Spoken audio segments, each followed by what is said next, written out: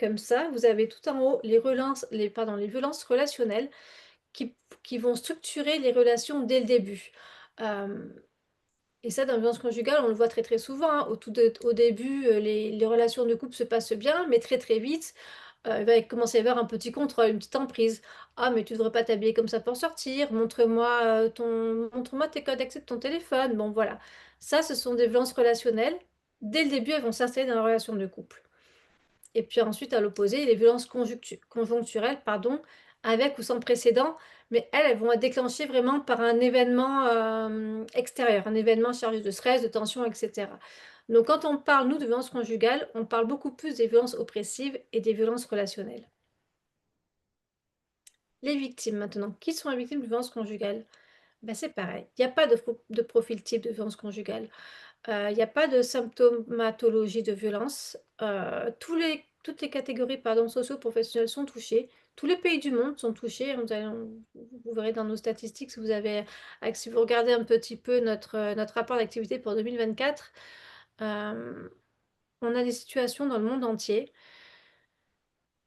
Ça peut vraiment arriver à tout le monde et c'est ce que je dis tout le temps aux personnes qui me contactent en disant: «Je comprends pas que ça m'arrive à moi». Ben oui, mais ça peut arriver à tout le monde. Voilà, on peut pas se douter et c'est pour ça que quand on rencontre quelqu'un, on se voilà, quand on connaît du monde, on peut se dire que forcément, dans toutes les personnes qu'on connaît et beh, il y a vraiment une personne qui va être victime, elle, de violences conjugales. Dans les chiffres qui sont donnés par le ministère de l'Intérieur, il y a 84 des victimes, pour autant, qui sont des femmes. Donc je dis qu'il y a pas de profil type, mais ce sont quand même des violences genrées. 84 sont des femmes et 85 des mises en cause sont des personnes, une fois qu'il y a un dépôt de plainte, le procureur va poursuivre. Donc les personnes mises en cause, dans 85 des cas, sont des hommes. Et ensuite, alors ça, c'est plutôt un chiffre que sur 2023, les chiffres 2024 ne sont pas encore sortis là-dessus, mais 8 femmes victimes sur 10 ont au moins un enfant en commun avec l'auteur des violences conjugales. Donc c'est vraiment, vous verrez ensuite, je mettrai un point sur, les conséquences, sur les victimes, mais aussi les conséquences sur les enfants et donc là, on voit que c'est vraiment important parce que donc 8 femmes sur 10 ont un enfant avec leur auteur. Donc les victimes sont aussi les enfants. Ensuite, une différence entre le conflit conjugal et les violences conjugales. Le conflit conjugal, ça peut arriver dans tous les couples. C'est inévitable. Avec le temps, il peut y avoir des violences, il peut y avoir, pardon, des conflits et ces conflits eux-mêmes peuvent être violents. C'est-à-dire qu'il peut y avoir des insultes qui vont être échangées, heu, ça peut être parfois avec une certaine agressivité, mais toujours dans le conflit conjugal, ce qu'il faut retenir, c'est que les 2 parties, les 2 personnes du couple vont échanger. Les 2 vont être sur une sorte de rapport d'égalité et il va y avoir quand même de la communication. Chacun va vouloir, donner son avis, s'exprimer et cetera, mais les 2 partenaires vont se sentir libres de donner leur opinion. Heu et pour essayer d'aller au-delà du conflit conjugal, eh beh, il est tout à fait possible de faire appel à un médiateur, à un conseiller, à un thérapeute conjugal qui va essayer un petit peu de dénouer tout ça et de sortir des situations un petit peu difficiles. Par contre, quand on parle de violence conjugale, là, on n'est plus du tout dans le conflit conjugal et la différence première, c'est que là, pour le coup, on n'est plus du tout sur un rapport d'égalité. Au contraire, on est sur un rapport de dominant-dominé où l'auteur va essayer de contrôler la personne, hem de le contrôler, oui, pardon. Hem, il va y avoir plusieurs formes de violences qui vont se mettre en place. On va faire ensuite toutes les violences conjugales qui existent, mais en tout cas, la victime, elle, elle va se retrouver dans un climat de tension et d'emprise, ce qui est complètement différent dans un climat de conflit conjugal. Donc que sont les différentes formes de violences conjugales? Je vous fais un petit tableau, mais en réalité, voilà, on pourrait toutes, les séparer, toutes les mettre ensemble, c'est un peu différent, mais, hem on va retenir dans un premier temps celles qui sont les plus simples, j'ai envie de dire, à caractériser. Quand on voit une personne qui a un œil au beurre noir, on se dit: «Ah oui, potentiellement cette personne-là, elle peut être victime de violences conjugales». Ça, c'est ce qu'on appelle les violences physiques. Les violences physiques donc, je vous dis, c'est facile de les identifier parce que ça laisse des traces. Donc c'est des coups, des gifles, des bousculades, des brûlures. On remarque aussi énormément de violences envers les animaux. Alors c'est pas parce qu'il y a des violences envers les animaux qu'il y a des violences pardon, c'est pas parce qu'il y a des violences conjugales qu'il y a forcément des violences envers les animaux. Des études pardon, qui sont faites et maintenant il y a des pôles spécialisés aussi, quand on se penche un petit peu sur, des familles où il y a de la violence animale et ben, on se rend compte qu'il y a aussi de la violence intrafamiliale. Donc ça, ce sont les violences physiques. Il y a aussi les violences sexuelles. Les violences sexuelles, ça va être, on le sait, hein, les viols, les viols entre époux, ça existe, les attouchements, les relations dégradantes, non consenties, les adultères imposés, répétés, et cetera. Tout ça, ce sont ce qu'on appelle les violences sexuelles. Ensuite, il y a les violences psychologiques, les violences verbales. Forcément, ça laisse moins de traces, mais c'est tout aussi marquant et au contraire et même, je veux dire, ça peut même faire plus de mal qu'une violence, physique. Une gifle, si c'est qu'une gifle, bon, ben ça laisse une trace, ça fait mal une fois, mais après ça passe. Les violences psychologiques, c'est pas pareil parce que pour le coup, c'est beaucoup plus insidieux et ça s'inscrit dans le temps. Les violences psychologiques, ça va être les dénigrements. «Tu es nul, tu sers à rien» et cetera. Les chantages. «Si tu me quittes, tu verras plus les enfants. Si tu me quittes, je vais me suicider». Les silences. Les silences, comme pour punir un petit enfant, quoi. Le partenaire va décider, de ne plus parler à sa conjointe pendant 3 jours pour la punir. Donc ça, c'est extrêmement dégradant également. Les insultes, je donnerai aucun exemple d'insulte. Hem, les menaces, donc comme je disais: «Si tu me quittes et cetera et je vais te tuer» et cetera, tout ce qu'on peut bien entendre. Les violences à la parentalité. Les violences à la parentalité, c'est le fait de dire à sa compagne ou à son compagnon: «Tu nul, t'es une mauvaise mère, tu sais pas faire. De toute manière, si tu me quittes et beh, tu verras plus les enfants». Lui faire, croire ou lui faire miroiter des choses liées à son rôle de parent.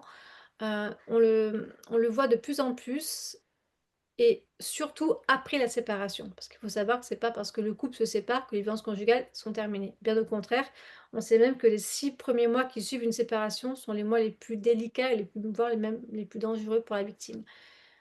Hem, dans ces violences psychologiques et verbales, on met aussi les dégradations matérielles d'objets. Le fait de casser les murs, le fait de casser la vaisselle et cetera. Parce que le but, en fait, là-dedans, c'est juste de montrer sa toute-puissance et de montrer qu'on est plus fort que la victime et que la prochaine fois, c'est pas le coup de poing dans la porte, mais le coup de poing dans la figure de la victime. Donc ça aussi, c'est la violence psychologique. Ensuite, les violences administratives et les violences financières. Ça, ce sont des violences qui sont extrêmement, fréquentes, surtout en expatriation.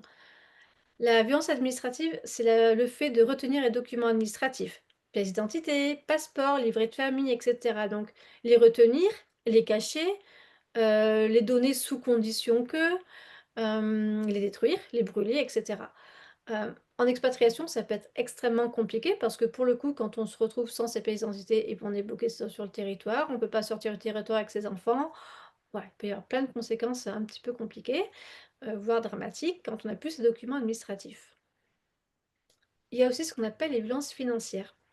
Violences financières, c'est quand il n'y a qu'un seul des partenaires qui va contrôler, heu, lui-même, tout seul, je veux dire exclusivement les comptes bancaires.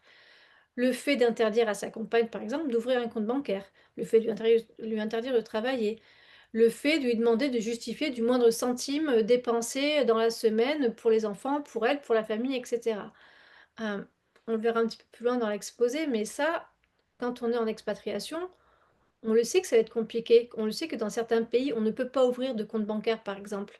Bah, pour le coup, bah, c'est la porte ouverte pour les violences conjugales. C'est facile, hein, pour l'auteur, du coup, de dire: «Ah oui, mais moi là, c'est pas moi qui t'interdis d'ouvrir ton compte bancaire, c'est tu peux pas le faire, c'est comme ça, c'est que dans le pays, tu peux pas le faire».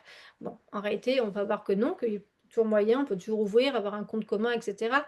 Donc ça montre vraiment qu'il y a du contrôle, pardon, et de l'emprise et du contrôle coercitif et donc c'est de la violence financière. Ensuite, je fais un point sur les violences judiciaires.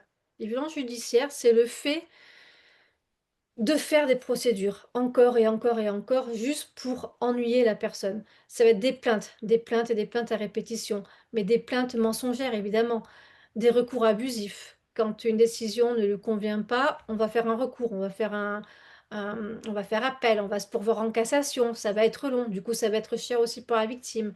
Et puis on va faire des fausses déclarations aux policiers, aux juges, fausses déclarations aussi aux administrations, fausses déclarations à l'école, fausses déclarations aux enquêtes quand il va y avoir les enquêtes sociales. Voilà, tout ça pour à chaque fois nier, le rôle de la mère ou nier le rôle du père d'ailleurs, hein, c'est dans les 2 sens, dénigrer l'autre parent et cetera. Et puis il va aussi y avoir les accusations d'aliénation parentale.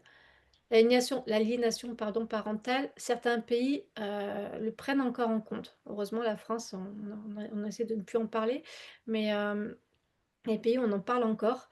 Et ça peut être extrêmement dévastateur pour une mère qui essaie de protéger son enfant, quand de l'autre côté, par exemple, le père va dire: «Ah mais non, mais c'est parce que, c'est la mère qui dit à l'enfant qu'il ne veut plus venir me voir et c'est pour ça qu'il veut plus venir me voir».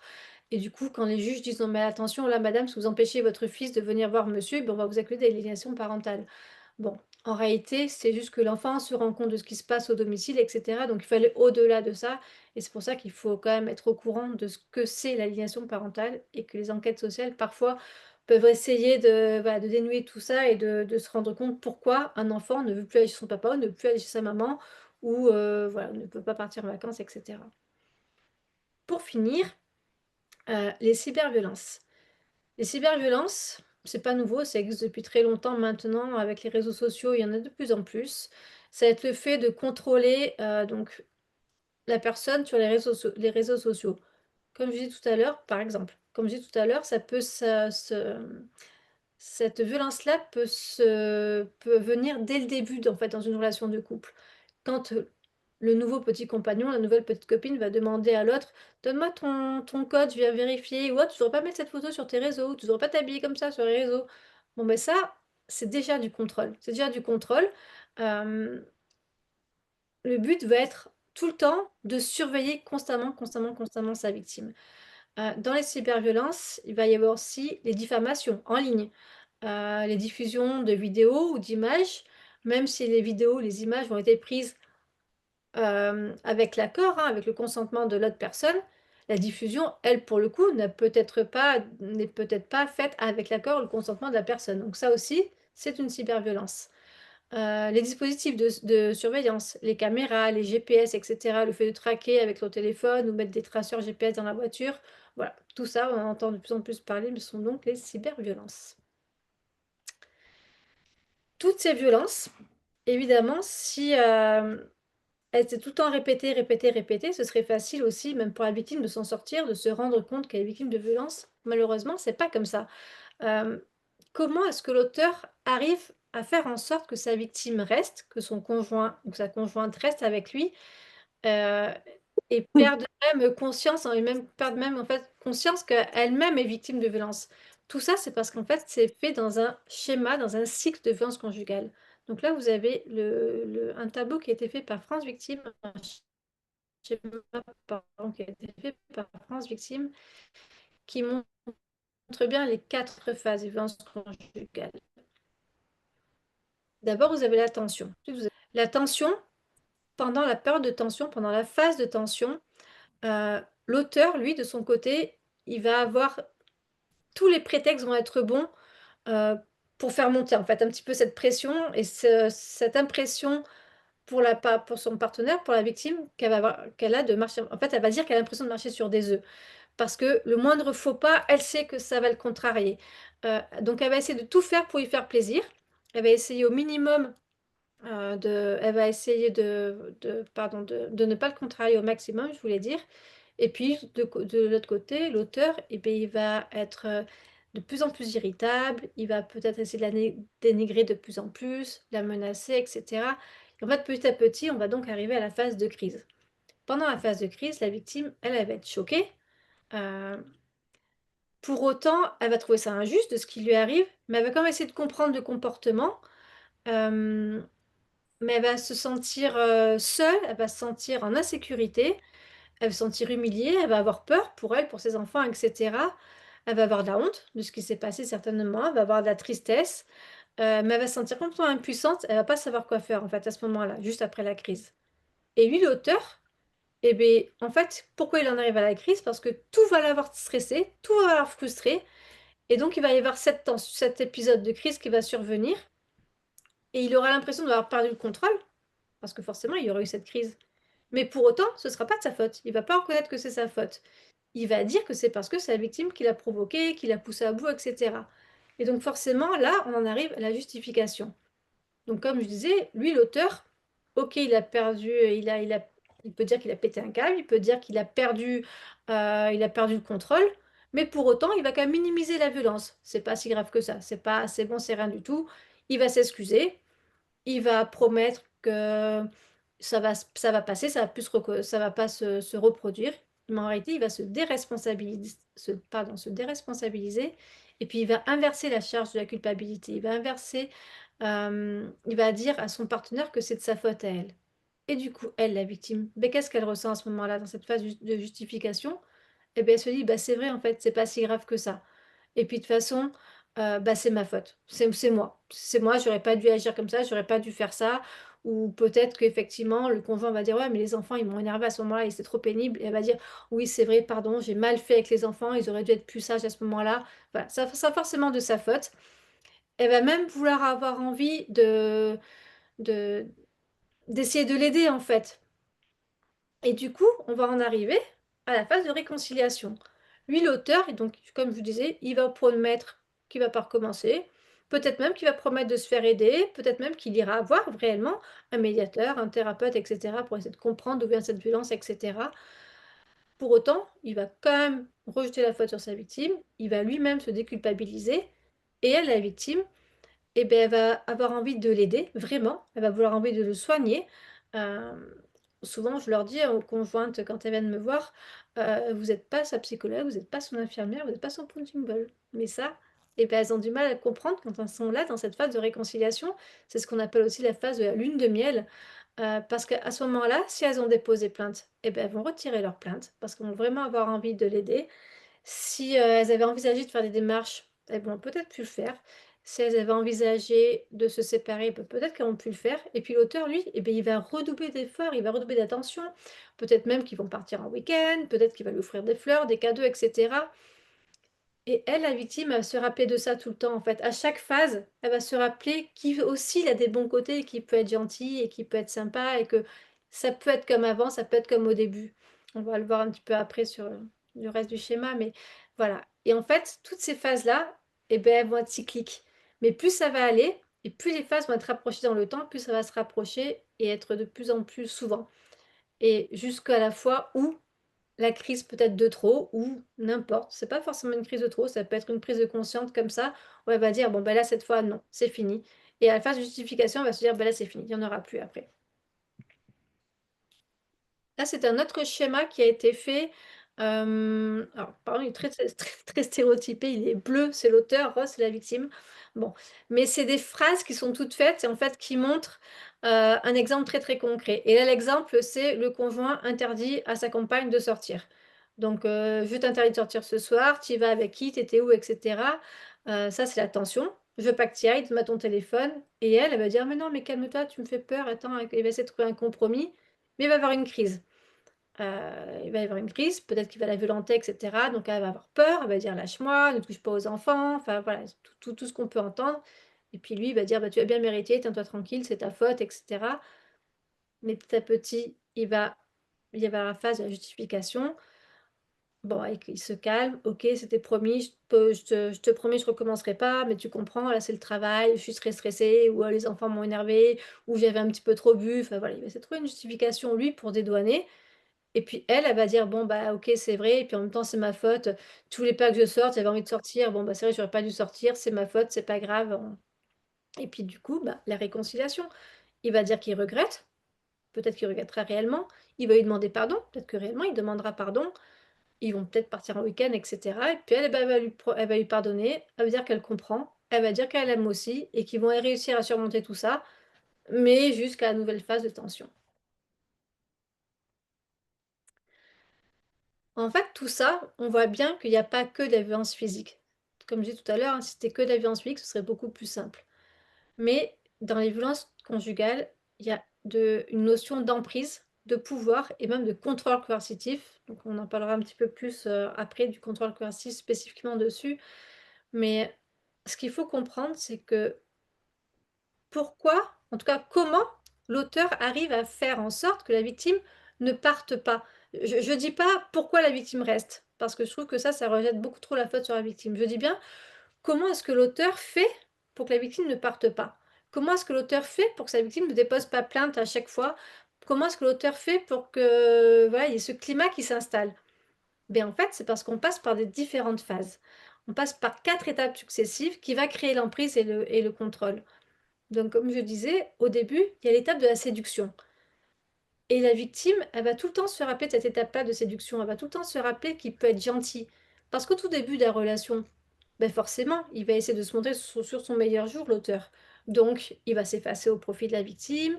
Il va être gentil, généreux, agréable. Il va lui faire des cadeaux. Il va répondre à ses moindres envies.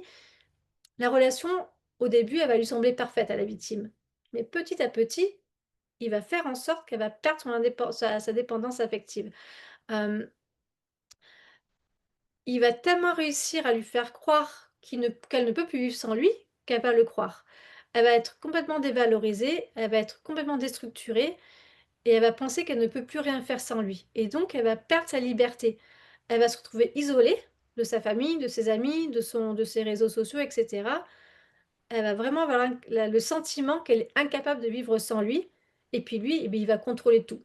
Il va contrôler tous ses faits et gestes, toutes ses interactions avec les autres, ce qu'on appelle aussi de la micro-régulation du quotidien. On le verra aussi un petit peu plus tard après sur le contrôle coercitif.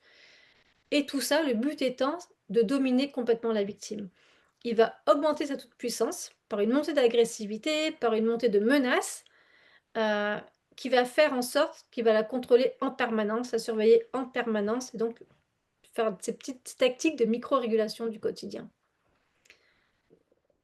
Le contrôle coercitif, c'est vraiment une notion qui est importante. On en parle de plus en plus. Euh, Jusqu'à maintenant, on parlait beaucoup d'emprise, mais je trouve vraiment que l'emprise met l'emphase sur la victime elle-même, alors que le contrôle coercitif met l'emphase vraiment sur l'auteur. Et c'est ça qui est important, et c'est vraiment ce qu'il faut faire. Le contrôle coercitif, ça a été pour la première fois, on en a parlé en 1957. Je vous ai fait une petite charte graphique historique.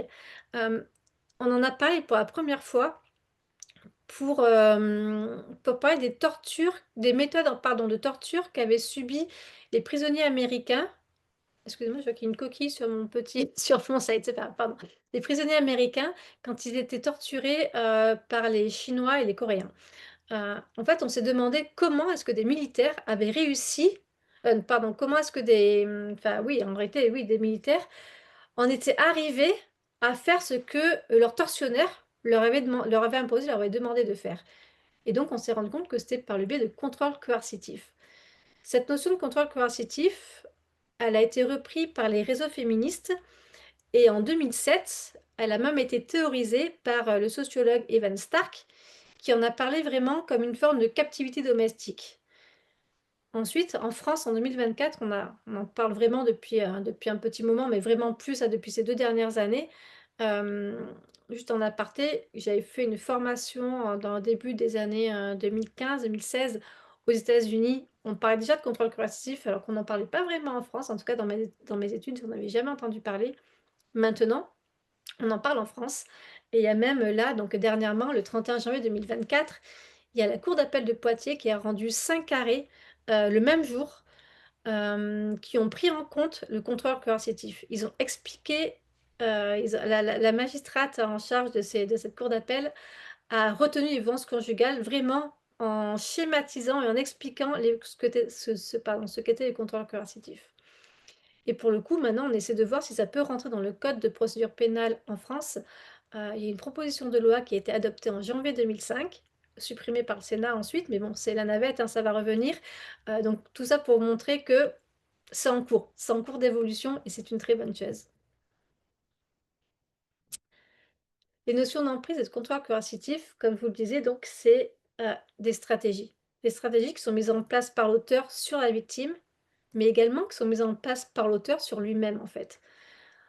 Les stratégies de l'auteur sur la victime, ça va être forcément de l'isoler, de la surveiller, la contrôler, la dévaloriser même en public, l'humilier, la manipuler, l'insécuriser, bon, tout ce que vous pouvez voir. Il va y avoir une micro-régulation du quotidien sur elle et sur les enfants. Micro-régulation, ça veut dire que ça va être que des toutes petites choses, des toutes petites phrases, des petits faits, des petits gestes, et tous ces petits actes pris séparément, bah, ça fait pas grand-chose. Et quand une personne va venir me voir, elle va juste me donner 2 ou 3 exemples. Mais en réalité, c'est pas juste ces 2 ou 3 exemples qui comptent. C'est toute l'ampleur du phénomène sur un mois, 6 mois, un an. Et c'est ça, en fait, le contrôle coercitif. C'est vraiment se rendre compte de cette micro-régulation du quotidien qui fait qu'il y a de la violence conjugale. Hem, Parce que à force d'infractions comme ça, psychiques et psychologiques, la victime, elle va vraiment avoir l'impression qu'elle a le cerveau complètement retourné. Ça veut dire qu'en fait, elle va se sentir complètement désorientée, déstructurée, en perte de repères, et c'est exactement ce que cherche l'auteur, en fait. Il cherche vraiment à la fragiliser pour la contrôler au mieux, pour la garder sous sa coupe. Et donc c'est pour ça qu'on dit que c'est une véritable, captivité domestique parce qu'elle va se retrouver captive chez elle. L'auteur, il utilise aussi des stratégies sur lui-même, en fait. Hein, parce que comme je disais tout à l'heure, hein, quand on voit sur le cycle des violences conjugales, il va se déresponsabiliser. Il va se victimiser lui-même, il va minimiser les faits, il va inverser les rôles. C'est pas de ma faute, c'est la tienne, c'est pas de ma faute, c'est celle des enfants, c'est pas de ma faute, c'est le travail. Bon, c'est jamais de sa faute. Euh, et puis aussi, il va changer de comportement en présence des témoins, en présence de public, d'amis, etc. Il va se montrer calme, il va se montrer charmant, il va se montrer, voilà, tout ce qu'il n'est pas en fait à la maison. Le but étant, et il va lui dire en plus après, de toute façon, si tu parles, personne ne te croira, hein. Tout le monde m'aime bien, toi on t'aime pas, moi on m'aime bien. Ils ont bien vu, de toute façon, t'es pas capable d'aligner trois mots. Voilà, ça va être que des choses comme ça. Donc le but aussi pour lui, ça va de la contrôler tout le temps. Donc on a vu, hein, une gestion des documents administratifs, gestion financière, gestion des finances du couple, de la famille. Euh, Toujours pareil, elle va réussir à manipuler les institutions. C'est une mauvaise mère, elle a des problèmes de drogue, elle a des problèmes psychologiques, elle a été internée, ou on va la faire interner, c'est pas possible d'être comme ça, etc. C'est une mauvaise femme au foyer, vous avez vu l'état de la maison, c'est n'importe quoi. Bon, toutes ces choses-là. Mais en fait, tout ce contrôle coercitif, le but ultime va être de porter atteinte aux droits humains fondamentaux de sa victime, sa perte totale de liberté. Et donc, il va y avoir forcément des répercussions de ces violences conjugales sur les victimes et sur les enfants qui sont victimes. Je vous ai fait une liste, c'est évidemment pas une liste exhaustive du tout. Bon, c'est quelques petits exemples, mais ce sont des exemples quand même qu'on remarque très très très souvent et quand les personnes m'appellent en me disant bah là, en ce moment je me sens très très fatiguée, je me sens complètement perdue, je sais plus où j'en suis, et bien c'est ça en fait. Toutes ces personnes-là, elles ont du stress post-traumatique. Ça va arriver après, ça va arriver pendant, ça va arriver 6 mois après, ça peut arriver un mois après, mais ça va arriver. Euh, Elles vont, c'est pas forcément, c'est pas obligatoire, mais elles peuvent avoir des phases de dépression, des phases de confusion. Euh, les confusions, c'est normal aussi, hein, ça fait partie du gaslighting, hein, elles vont être complètement perdues. Et puis, comme je disais tout à l'heure, comme il y a le sentiment qu'on leur ait un peu retourné le cerveau, et ben, elles sont complètement perdues en fait. Elles sont vraiment dans un état de confusion totale. Euh, Certaines vont se replier sur elles-mêmes. Elles vont se sentir en tout cas tellement isolées. Elles vont tellement se dire, de toute façon, si je parle, personne ne me croira. Et puis de toute façon, à qui en parler? Je ne sais pas. Et puis elles vont avoir honte d'en parler. Elles vont culpabiliser. Elles vont dire, si j'en parle, on va dire que je suis une mauvaise mère. Elles vont se sentir dévalorisées. Euh, Elles vont avoir peur. Peur de représailles si jamais elles parlent. Ce qui va encore plus les plonger dans une sorte d'insécurité permanente, avoir une perte d'identité, une perte d'autonomie. Et puis du coup, il va y avoir des conséquences psychosomatiques, des fatigues, des troubles du sommeil, des troubles de l'alimentation. Euh, Certaines vont même peut-être plonger dans des problématiques addictives avec des consommations d'alcool, de médicaments, de drogue, etc. Il va y avoir vraiment même des douleurs, hein, psychosomatiques qui peuvent apparaître. Et puis certaines vont avoir des idées suicidaires, et jusque peut-être même au décès. Donc, on voit quand même que les conséquences des violences conjugales, elles peuvent être dramatiques. Elles le sont parfois. Euh, et donc, il n'y a pas que les victimes elles-mêmes, que le partenaire victime lui-même. Il y a également les enfants. Comme je disais tout à l'heure, il y a 8 victimes sur 10 ont un enfant avec le partenaire violent.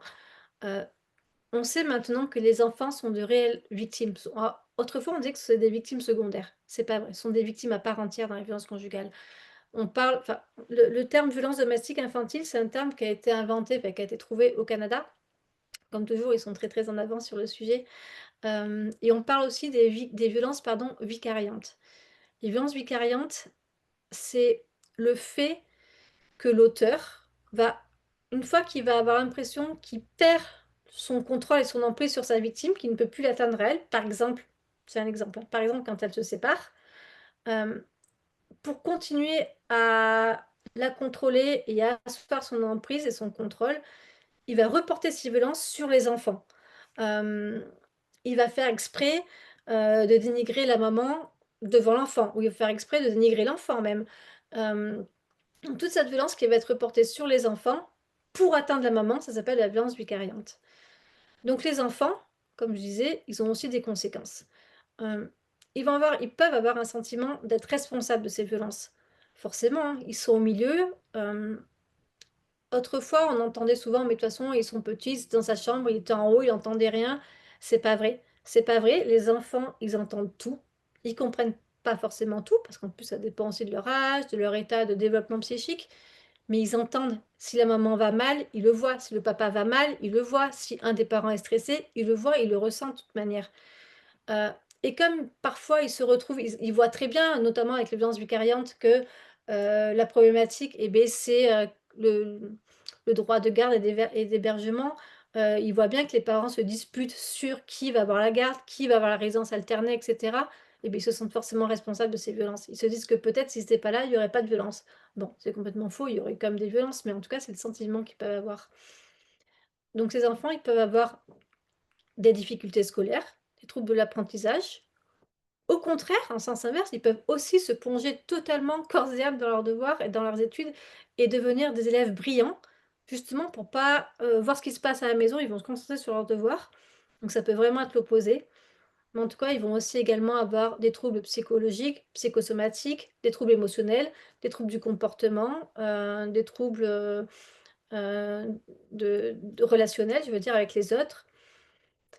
Il peut avoir des troubles du sommeil, de l'alimentation, énurésie, encoprésie en fonction de l'âge des petits, des angoisses de séparation également chez les petits, c'est très, très fréquent. Et puis pour le coup, avec tout ça, eh ben, ils vont avoir une conviction, des convictions stéréotypées, pardon, très affirmées sur les genres, sur les sexes. Certains vont même, pardon, normaliser cette violence, hein, ce qui fait que peut-être plus tard, eh beh, eux-mêmes reproduiront, peut-être, ces violences. Heu, on en revient au début avec pourquoi est-ce qu'il y a des auteurs de violences conjugales et comment est-ce qu'on en est arrivé là? Peut-être qu'ils auront été eux-mêmes victimes de violences conjugales quand ils étaient petits.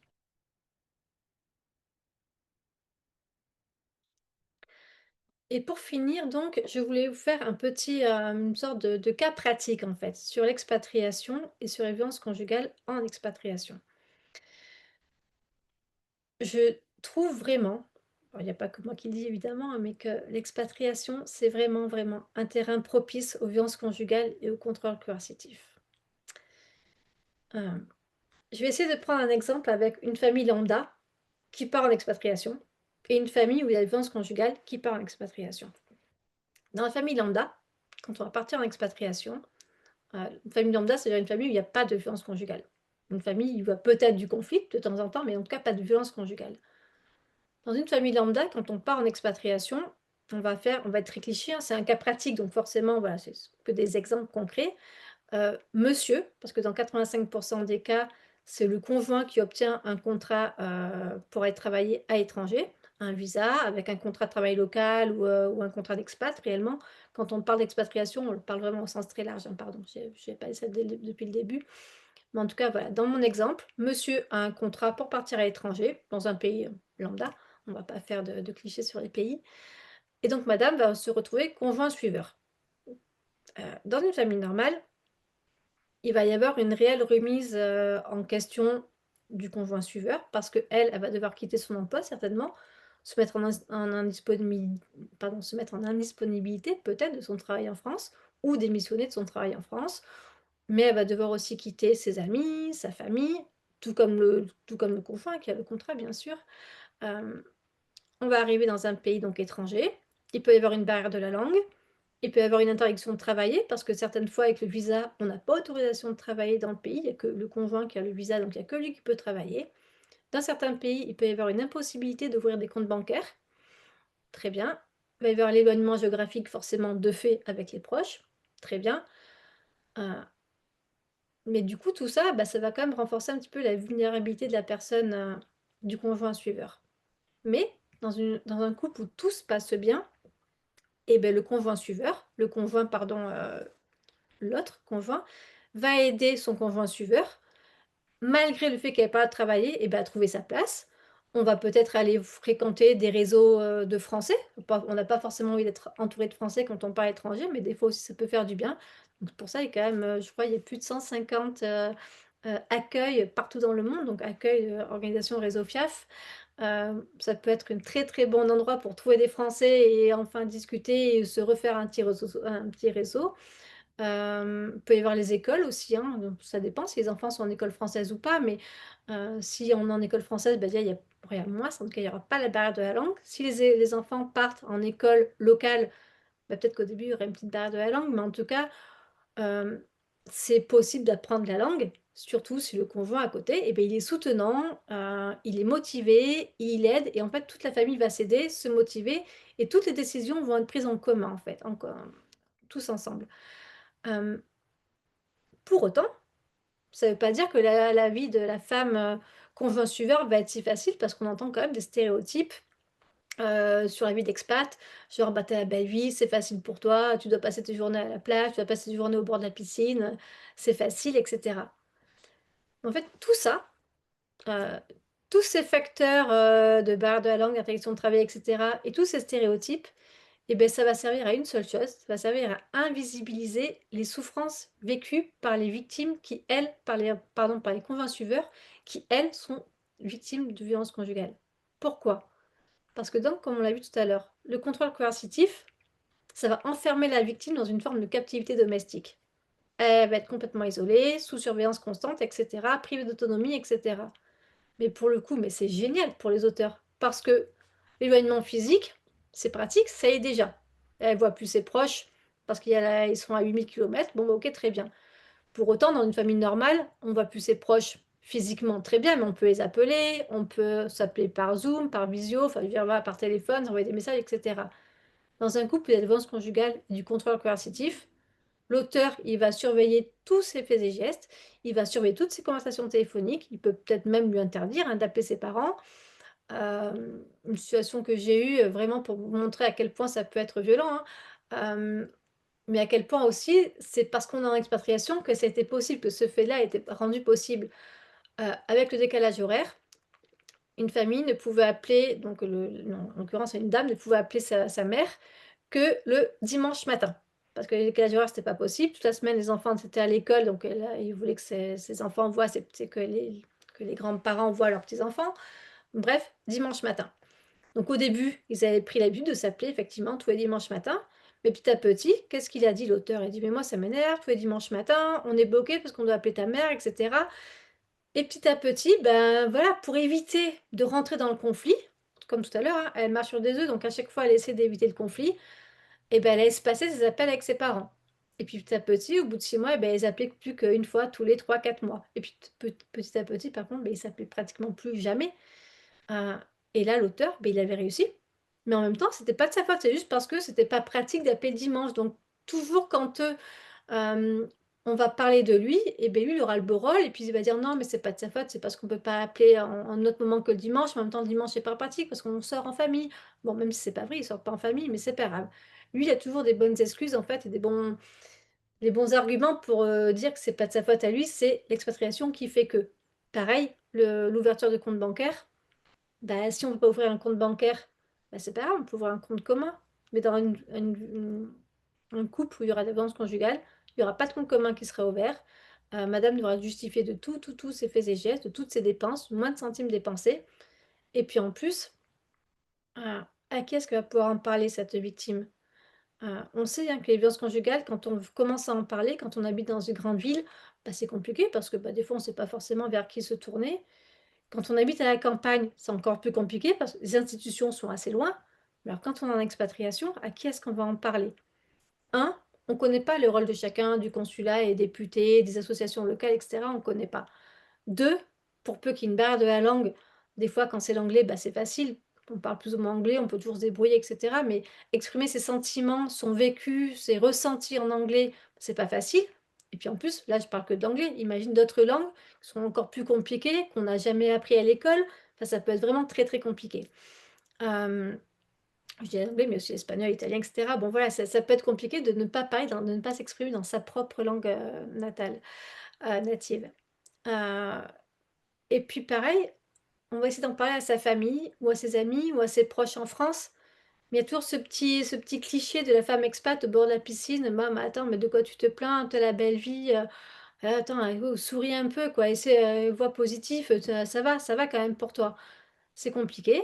Et puis pour le coup, en parler à un réseau local qu'on aurait pu se faire, soit ce sont des locaux, toujours pareil, le problème de langue, il peut même y avoir une barrière de religion aussi, un peu très, très compliqué.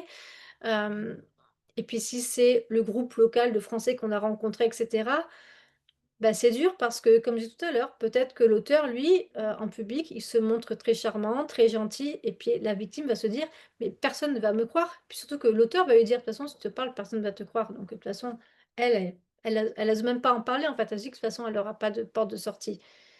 Et c'est pour toutes ces raisons qu'on dit que la violence conjugale, en expatriation, on a vraiment l'impression d'être dans une cage dorée, mais verrouillée de l'intérieur et par l'auteur. Euh, les victimes, leur souffrance est complètement invisibilisée. Si elles n'en parlent pas, ça sera très compliqué pour elles. Mais heureusement, on est là. On essaie de libérer les paroles de plus en plus. Le réseau Main dans la main est là aussi.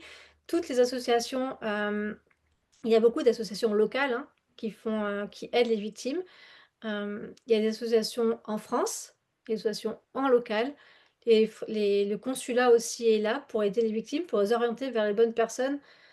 Donc vraiment, en fait, le but de ces sessions de sensibilisation, c'est d'aider à la libération de la parole. Je pense qu'on a fini pour cet atelier aujourd'hui. On va voir si vous avez des questions en chat ou autre. Pour finir, un petit rappel de tout ça. Le premier atelier, donc, c'était donc une présentation générale des associations, des ressources en France et à l'étranger. Aujourd'hui, atelier numéro 2. Prochain atelier, ce sera le 13 février 2026. Donc, on sera l'année prochaine. Comment aider une victime de violence intrafamiliale en tant que professionnel. Donc, j'essaierai de donner les aspects juridiques et sociaux à prendre en considération. Professionnel au sens large, évidemment. Et ensuite, dernier atelier, ce sera le 22 mai 2026. Comment aider une victime en tant que non professionnel, c'est-à-dire en tant qu'ami, collègue, membre de la famille, si on a un voisin, n'importe, avec peut-être des tips pour savoir détecter les violences conjugales, comment écouter, que dire, ne pas dire. Et puis normalement, il y aura aussi une personne qui a une survivante de violences conjugales qui viendra donner ses tips. Bon, le problème n'est pas encore extrêmement défini pour ce dernier atelier, mais en tout cas, on s'y attelle. Et donc, on vous attendra avec impatience. Je laisse Gladys reprendre la parole. Je vous remercie pour votre écoute. Et puis, si vous avez des questions, eh bien, c'est maintenant. Merci beaucoup, Sandrine. C'était vraiment très, très riche. Il y a eu beaucoup d'informations. Si vous avez des questions, n'hésitez pas. Peut-être soit les écrire dans le chat et puis je peux aussi bien sûr vous donner la parole. Je pense qu'on peut échanger librement. En t'écoutant, Sandrine, il y a vraiment une chose qui est toujours pour moi très, très liée à cette question des violences domestiques et intrafamiliales. Et je sais qu'on en parle souvent, c'est la question, le rapport au temps. Hem, il y a souvent alors, soit, parfois le couple qui se rencontre, une la lune de miel, on en parle, mais il y a quand même quelque chose d'une relation très forte qui se met en place, ça commence pas tout de suite par de la violence, ça commence, tu l'as rappelé, il y a la séduction, mais comme tout couple, il y a on se plaît, on s'est entendu sur des choses, le partenaire, a fait peut-être sentir que, heu la personne est reconnue, est vue, entendue, on partage des choses, des points en commun. Et puis parfois, il y a aussi ces histoires de vie où ça va très vite, le couple se met ensemble très vite et puis il y a un moment où ça bascule. Ça bascule et il y a un autre visage peut-être qui est perçu de l'autre, avec beaucoup de déstabilisation évidemment à ce moment-là parce que ça vient tellement entrer en rupture avec la première impression.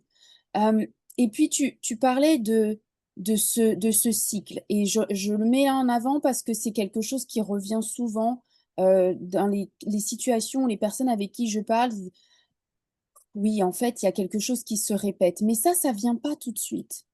Est-ce que tu pourrais, partager avec nous de ton expérience et tu connaissance des situations et tu parles avec beaucoup de personnes. À quel moment, une personne se dit: «Oh, là, oui, c'est pas anodin. En fait, c'est vrai, j'en ai reparlé, il y a j'en avais déjà parlé il y a 6 mois». Parce qu'il y a parfois cette tendance à peut-être, minimiser. «Oh, c'est isolé, c'était anodin et c'est fini». Et en fait, non, il y a quelque chose qui se répète et qui revient. Est-ce que tu peux juste peut-être nous redire quelques mots par rapport à ça? C'est vrai qu'elles ont toutes leur, temporalité propre. C'est-à-dire qu'il y a des personnes, des victimes qui vont réussir dès le début à mettre des mots sur ce qu'elles vivent, dès le début à dire non, dès le début à dire stop. Hem et puis d'autres à qui ça va prendre plus de temps. Mais il y a pas vraiment d'élément déclencheur. En tout cas, c'est jamais, je vais jamais savoir à l'avance, en fait, hein, il y a pas quelque chose qui fait que quand il se passe ça, là, c'est bon, elles vont parler. Il y a des personnes qui, je me rappelle une situation en particulier, elle avait vécu beaucoup, beaucoup de violences, physiques, sexuelles de la part des relations imposées très, très dégradantes de la part de son compagnon. On n'en avait jamais parlé et un jour, il lui a craché au visage et ça, c'était à elle son élément déclencheur. Elle a dit: «Non mais là, ça, c'est pas possible» parce que c'était vraiment très violent, hein, comme, pour elle en tout cas, elle a vécu et puis pour tout le monde, hein, c'est vraiment, un une négation de cette personne quoi, de se faire cracher au visage, on a l'impression qu'on n'est plus un être humain quoi. Donc là, elle a dit: «Stop». Il y a d'autres personnes qui vont dire stop, qui vont réussir à en parler ou pas forcément dire stop, mais encore commencer à en parler, comme tu le disais, parce qu'elles vont se rendre compte que ça se répète. Et elles vont se dire, mais en fait, il ne changera jamais. Euh, elle aura essayé plein de fois, il aura essayé plein de fois, elle aura partagé, elle lui aura pardonné pardon plein de fois, et puis finalement, bah, elles se disent que bon, ça marchera pas, ça marchera plus. Il y en a aussi qui arrivent à en parler parce que les enfants. Parce que les enfants, parce que, bah, cette fois, il est allé peut-être un petit peu trop loin en menaçant les enfants ou en levant la main sur les enfants et elle a eu peur. Parce que les enfants, parfois, s'interposent entre leurs parents et là, la mère, elle va se dire: «Bon, ben non, là, la prochaine fois, il va s'en prendre une, donc je le fais pas, je le fais plus, je dis stop, je dépose plainte et je me positionne». Hem, mais parfois, ça va être tellement compliqué pour elles de se rendre compte qu'elle est victime de violences conjugales que quand elles vont nous appeler ou quand elles nous envoient un petit message, il y en a qui me disent, hein, je sens bien que dans mon couple ça va pas. Je sais pas exactement dire quoi. Je sais pas, j'arrive pas à dire que je suis victime de violences conjugales parce que pour elles, déjà mettre un mot sur ce terme, sur ce qu'elles vivent, bah, c'est pas facile.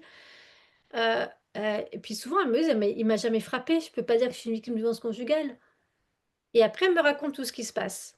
Heu, moi, je suis formée aux violences conjugales, je suis formée au contrôle coercitif et donc ouais, je les fais parler et je me rends bien compte, comme je disais tout à l'heure, hein, qu'elles vont me donner deux trois exemples de ce qui se passe. Elles me disent: «Mais bon, s'il y a que ça, c'est pas très grave» et puis après, en creusant un petit peu plus, on se rend compte qu'il y a pas que ça et qu'en fait, c'est vraiment des manœuvres qui sont mises en place par l'auteur pour, presque l'endoctriner en fait, hein, pour lui faire perdre, bah, toute sa faculté, toutes ses capacités à réfléchir par elle-même et qui va en fait, elles vont se retrouver complètement déstructurées et voilà et c'est à ce moment-là qu'elles vont nous appeler en disant: «Ben, je sais pas ce qui se passe». Et pour ça, il va falloir qu'elle soit aidée par un thérapeute, il va falloir mettre des mots sur ce qu'elle vit. Alors moi, je suis juriste, hein, je suis absolument pas psychologue, thérapeute et cetera, donc j'essaie de prendre conscience, juridiquement en leur disant que ce qu'elles vivent, c'est pas normal, que leur réaction à elle, elle est normale, mais ce qu'elles vivent, c'est pas normal, que c'est réprimé par la loi, que c'est lui qui est responsable et pas elle, que peut-être on peut expliquer pourquoi il fait ça, mais on peut pas excuser pourquoi il fait ça et qu'en tout cas, bah, ouais, s'il y a des post plaintes et ben, il y aura des conséquences si elle divorce, il y aura des conséquences et en tout cas qu'elle est plus seule, qu'on peut l'aider et qu'on est là pour elle, quoi. Mais, c'est vrai que ça prend du temps et comme tu disais, hein, certaines vont venir une fois, vont envoyer un message et puis après pendant 6 mois, ça va être silence radio. Elles vont plus nous contacter, elles vont plus rien dire et pourtant, pour autant, elles savent ces personnes-là qu'on est là pour les aider et qu'à un moment donné, si elles ont besoin, on sera là. Et c'est ce qui se passe, on le voit bien et vous aussi, Gladys en réseau Manorama, on s'en rend bien compte aussi, hein. Des personnes reviennent finalement quelque temps après en disant: «Ah, ben j'ai écouté votre podcast, je vous ai entendu, je vous ai lu, j'ai lu un article, je me rappelle que j'avais votre numéro de téléphone» et qui du coup, bah, reprennent contact avec nous. À ce moment-là, nous, on sera là pour les écouter. Heu En tant qu'association, en tant qu'écoutante, en tant que juriste, on va jamais faire les choses à la place de la personne, on va jamais faire les démarches à leur place, on va toujours respecter leur temporalité. On va pas les accompagner en les prenant par la main en disant: «Il faut faire comme ça». Le but, c'est qu'elles reprennent confiance en elles, heu et qu'elles sachent qu'elles sont capables d'elles-mêmes de faire les choses qu'elles faisaient avant, qu'elles ont pas fait peut-être, mais en tout cas, elles sont capables de le faire. Nous, on va être là pour les motiver, pour leur dire qu'elles peuvent le faire, comment le faire si besoin, les orienter vers les bonnes personnes, vers les bonnes structures, vers les bons thérapeutes, vers les bons avocats s'il y a besoin. Mais, voilà, on va être là pour elles, en respectant leur temporalité, en respectant donc leur tempo et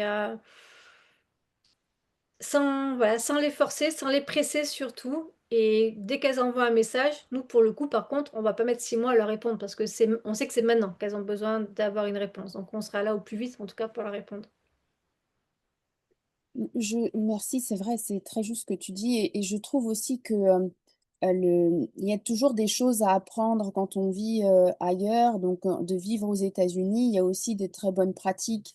On le voit ici en allant chez le médecin, ou dans d'autres structures, il y a toujours le professionnel qui va demander: «Est-ce que vous êtes en sécurité?» Et ces petites phrases-là, ces petits mots-là, ces attentions, elles sont importantes en fait peut-être que ce sera une personne sur 100 qui répondra, mais d'avoir, cette écoute, ce regard et cette attention à ce moment-là, c'est vraiment important. Tu disais et c'est la raison pour laquelle on met en place ces ateliers, que le cadre de l'expatriation peut parfois vraiment exacerber certaines situations qui auraient été, sans doute que la violence, elle aurait été également, là, si c'était dans le pays, d'origine, mais l'isolement que parfois peut créer, l'expatriation, comme tu le disais, l'image qu'on veut avoir, là, avec l'image qu'on veut présenter au sein de ce réseau d'expats qui reste un réseau assez, petit finalement, fait que c'est parfois difficile de se confier, d'oser parler et cetera. Et aussi toutes ces contraintes administratives qui font que financièrement, c'est pas forcément évident d'avoir, l'indépendance financière, administrativement non plus. Et on a la chance de d'avoir, vraiment à nos côtés, le consulat, général de San Francisco et Eva qui est, ce matin connectée avec nous. Je voudrais aussi lui donner la parole si elle le souhaite, parce que c'est important de rappeler que c'est un maillage et que justement une manière de lutter contre l'isolement et ça je l'ai aussi entendu de la part de victimes, c'est de dire: «Le jour où j'ai enfin fait senti à mon compagnon que je n'étais pas seule, que j'avais des relais et que je pouvais parler et que j'en parlais, ça a changé la dynamique du couple et ce sentiment d'impunité, de pouvoir finalement faire à sa victime, ce qu'il souhaite, de parler comme elle le souhaite, venait changer parce que: «Ah, cette personne va en parler, peut en parler potentiellement à quelqu'un à l'extérieur». Donc ce maillage, à mon avis, est très important entre nous et ce maillage, il est fait de professionnels, il est fait d'amis, quand, autour d'une victime peut prendre vraiment des formes très différentes. Mais je voulais aussi demander à Eva, si, de la place du consulat, quel rôle, quel accompagnement vous pouvez proposer à une personne qui déclare être victime de violences intrafamiliales? C'est peut-être des spécificités par rapport à la question administrative. Je sais qu'on a déjà discuté de voilà, d'avoir des papiers, les passeports et est-ce que les papiers sont en sécurité? Voilà, comment le consulat peut accompagner les personnes? Bonjour à tous. Alors, pour ma part, depuis que j'ai pris, le rôle de aux affaires sociales ici à San Francisco, étant de formation sociale et ayant aussi travaillé auprès des services sociaux américains, j'arrive à savoir un petit peu selon les counties où la personne se trouve, vers quels organismes se tourner pour, recevoir de l'aide immédiate, hein, les shelters ou alors les associations comme la CASA, Cora, San Mateo et cetera. Après moi, si la personne est d'accord, pour me rencontrer, soit on le fait au consulat, soit parce qu'elles ne veulent pas que le consulat sache, je les rencontre quelque part dans la ville de San Francisco, dans un café ou autre et ça passe beaucoup par, ben, on parle, on parle, on parle. Heu, j'ai, j'ai l'expérience qui a fait que j'arrive j'ai accumulé pas mal de connaissances dans tout ce qui est, juridique aussi. J'entends beaucoup de femmes qui disent, mais je peux rien faire parce qu'en fait, c'est lui qui a le visa et il me menace de m'enlever du visa. Sachez-le, c'est interdit, c'est illégal et la personne, l'agresseur peut être puni par la cour du lieu de vie. Enfin, il y a des tas de menaces, des tas de choses qui sont dites par l'agresseur qui la plupart du temps ne sont pas vraies. Et j'ai essayé, ben, dans la mesure de mes capacités, ben, d'écouter, de comprendre leurs questions et enfin, de comprendre leurs besoins, d'aller chercher l'info et éventuellement après de les mettre soit en contact avec un avocat de la famille ou on a aussi des structures. Bon, tout ça est un petit peu en stand-by ces temps-ci à cause du shutdown, mais aussi de les mettre en contact avec des structures pro bono qui aident les gens de façon légale, qui donnent des conseils juridiques, voire même qui aident à faire des restraining orders ou des choses comme, enfin, ou des, en tout cas donner des conseils juridiques. Euh, j'ai un petit, on va dire, lacune sur, pas lacune, mais c'est un petit peu vide au niveau d'autres États que la Californie. Il y a certains États qui sont moins bien lotis que la Californie. Mais voilà, j'essaye de monter un petit réseau de professionnels, que ce soit dans la partie juridique, mais psychologique, les accompagnements sociaux, etc., pour que les personnes ne se sentent pas seules et puis surtout bah, communiquer, quoi. C'est très important en fait que les gens sachent à quoi ils ont droit. Ouais. Oui, oui, leurs droits et parce que c'est une fois que la parole est, une fois qu'une victime s'exprime, on sent presque un devoir de pouvoir, accompagner cette personne, non? Hein, et c'est vrai que c'est important d'avoir ce maillage et je le dis souvent, mais même si on n'a pas les réponses, Mm. on est là pour L'écoute. accompagner et chercher et trouver des réponses ensemble, en fait. Et tout à l'heure, Sandrine disait qu'on laissait la place à la personne, son temps pour qu'elle fasse les démarches à sa place. Et des fois, c'est vrai qu'on a envie de prendre la personne par la main et de lui dire, allez, oui, on va aller à tel et tel endroit. Mais c'est vrai que c'est aussi important pour eux d'avoir leur temps, d'assimiler ce qui est en train d'arriver et de leur donner le temps. Moi, j'ai un petit commentaire, mais c'est vraiment personnel. C'est ma perception de la situation. Je ne sais pas comment ça se passe en France. Ça fait trop longtemps que j'ai quitté la France et quand j'y étais, je travaillais avec une association, on avait un shelter en place. Nous-mêmes, on avait des accords avec des propriétaires, donc on savait où on pouvait mettre les personnes à l'abri. Ici, je trouve qu'il y a un petit vide de ce côté-là où la personne, elle va certainement pouvoir aller faire porter plainte, etc. Mais c'est le qu'est-ce qui va arriver de moi. Il y a cette période-là où elle ne sait pas bien ce qui va arriver. Il va lui arriver entre le moment où elle dépose la plainte, est-ce qu'elle doit retourner chez elle? Qu'est-ce que ça, c'est des fois, parfois, c'est un peu compliqué pour. Enfin, c'est pas que c'est compliqué, c'est que c'est difficile d'accompagner cette étape-là. Oui, et c'est vrai et il faut aussi rappeler que, chaque situation, même s'il y a des choses qu'on peut tout à fait généraliser, chaque situation est tellement singulière et notamment parce que, la situation aussi de vie à l'étranger, amène cette dimension-là. Donc c'est toujours difficile de généraliser. Mais j'entends aussi que parfois il y a cette crainte de, on le dit régulièrement, mais la violence, elle peut arriver dans tous les milieux, socio-économiques, socio-professionnels et ça, c'est important de le rappeler et je sais que, parfois, c'est aussi un facteur, qui complique les choses parce que les personnes se disent que les structures qui existent parfois, la victime a l'impression de prendre la place de quelqu'un qui en aurait plus besoin qu'elle et de se dire que finalement, ce sont des gens qui sont, dans une situation, précarité financière, qui, peuvent bénéficier de certaines structures d'assistance et d'aide et cetera. Non. Alors ça aussi, on a pardon de te couper. Oui, oui, non, mais Ça aussi, au vas-y. consulat, aux affaires sociales, on a un petit budget assez limité à mon goût, mais on a un petit budget aussi pour accompagner de façon soit ponctuelle, soit s'il y a des enfants concernés, Ouais, pour accompagner financièrement la personne et enfin la famille pour que, en tout cas, les enfants ne pâtissent pas des problèmes financiers que peut rencontrer le parent. ouais. Mmh. C'est bon à savoir. Mm. Merci encore Sandrine. Ce que je vous propose, c'est d'arrêter l'enregistrement et puis s'il y a d'autres échanges, peut-être hors, enregistrement, on peut poursuivre la discussion encore, on peut rester encore connecté quelques minutes. En tout cas, merci, énormément Sandrine. Si tu veux bien juste remettre à l'écran, les prochaines dates. Donc comme on disait, ces ateliers se poursuivent, sur l'année.